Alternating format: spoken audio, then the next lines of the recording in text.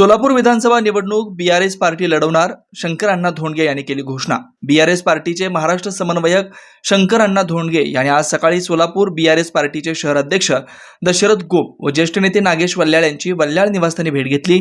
या भेटीत त्यांनी महाराष्ट्रात होणाऱ्या विधानसभा निवडणुकीसंदर्भात बीआरएस पार्टीचे सर्वेसर्वा केसीआर यांच्याशी चर्चा झाल्याचं विशद करून केसीआर साहेबांनी महाराष्ट्रात बीआरएस पार्टी विधानसभा निवडणूक लढवण्यास अनुकूलता दर्शवल्याचं स्पष्ट केलं। त्यास अनुसरून सोलापूर विधानसभेची निवडणूक तयारी करण्याबाबत मार्गदर्शन केलं। यावेळी शहर अध्यक्ष दशरथ गोप, नागेश वल्याळ, सुकुमार सिद्धम, संदीप वल्याळ आदी उपस्थित होते।